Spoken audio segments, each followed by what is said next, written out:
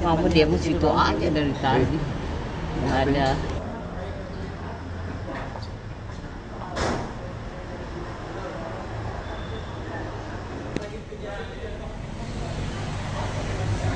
Ini kamu butuh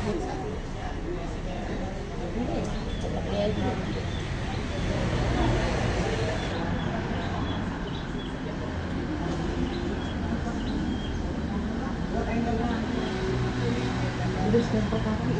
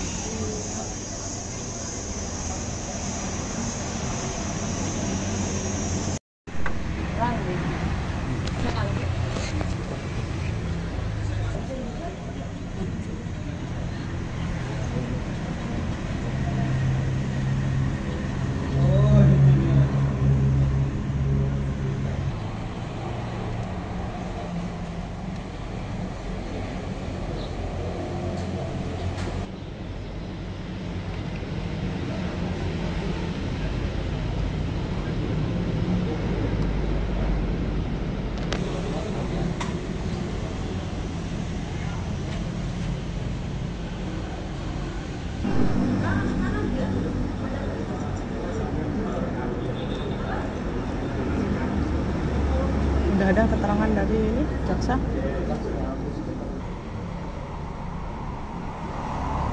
Iya kan nggak ada bedanya. Iya.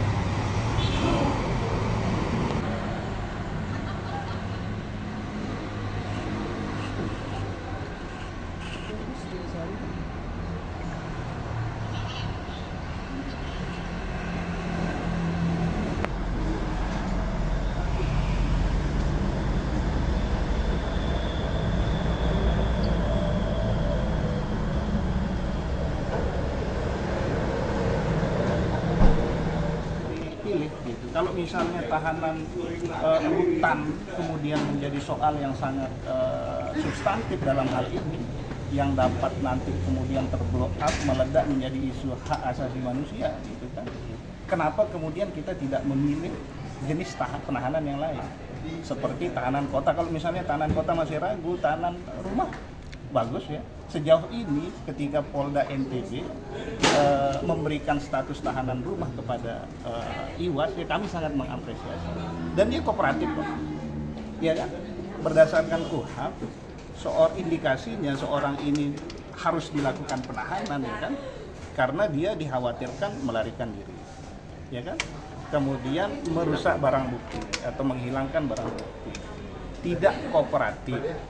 Ya kan? Itu indikator hukumnya, gitu. Dan selama dia dilakukan penahanan rumah, Agus ini tidak pernah tidak kooperatif. Setiap panggilan dia hadir, bahkan sebelum jam yang ditentukan oleh Polda dia hadir. Pada prinsipnya kami apresiasi Polda NTB ya, yang sudah melakukan tahanan rumah terhadap Agus. Nah kemudian ini saya khawatir, ya, bukan gimana-gimana, karena pelaku ini penyandang disabilitas. Harus dilakukan perhatian khusus.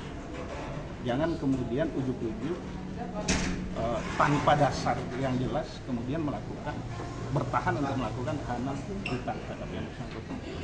Lihat sendiri tadi Agus teriak-teriak. Kenapa dia nangis? Dampak psikologis. Itu kenapa Agus tadi sampai histeris di Tadi dalam? saya sudah sampaikan bahwa Agus ini membayangkan dirinya, ya pertama bahwa dia dari sejak lahir kemudian dengan usianya yang sampai dengan saat ini ya, yang melakukan untuk melayani kebutuhan yang sifatnya prinsip adalah ibunya.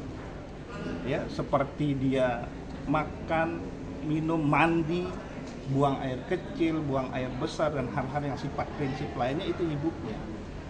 Ya, dan kemudian dia berpikir bagaimana saya nanti di sana. Ya kan? Dan kita berbicara masalah kenyamanan juga. Oke, Agus ini terduga pelaku ya, tapi kita harus tetap melihat bahwa belum tentu juga nanti bersalah berdasarkan putusan pengadilan. Selain itu ada hak-hak juga bagi penyandang disabilitas yang harus diperhatikan. Saya melihat dari sejak awal sampai dengan saat ini, ketika ada isu kemudian dia mau dilakukan penahanan rutan, tidak ada assessment yang sifatnya spesifik ya komprehensif dan terbuka terhadap Agus atau Iwan. Itu yang bikin dia tadi histeris. Iya, enggak ada itu. Kalau misalnya mau assessment ya, yang bersangkutan ya, masa mau tanya orang lain? Ya kan? Harus tanya ke Agus dong. Dia dibawa ke sana dulu misalnya untuk melihat seperti apa. Harus ditanya dulu tenaga pendampingnya seperti apa dan kebutuhannya apa saja. Ini harus diakses. Sehingga dia bilang nanti kalau misalnya nanti saya di sana apa namanya depresi apa segala macam, kemudian dia membenturkan diri atau bunuh diri, ya kan? Siapa yang mau bertanggung jawab? Tadi yang ketika dia histeris itu apa yang dia sampaikan? Itu yang saya sampaikan. Okay. Itu deh. Itu disampaikan ke jaksa atau ke ibu? Disampaikan di depan jaksa tadi dan ada ibu bapaknya juga tadi. Nanti keberatan, Ya. keberatan kalau Kami ya keberatannya normatif pertama ya. Dia ini selaku terduga tindak pidana penyandang disabilitas yang harus diperlakukan khusus. Terkait dengan asesmen itu belum maksimal untuk penahanan rutan ya. Makanya kami sampaikan dari awal bahwa kami mengapresiasi Polda NTB yang sangat mengedepankan hak asasi manusia ya, dengan meletakkan dia sebagai memposisikan status tahanan rumah. Nah, kamu diam situ aja dari tadi. Nggak ada.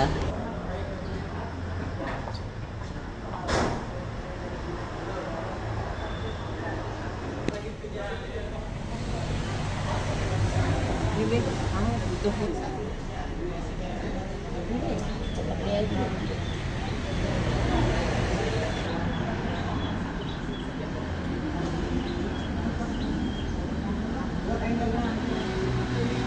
udah stempel kaki.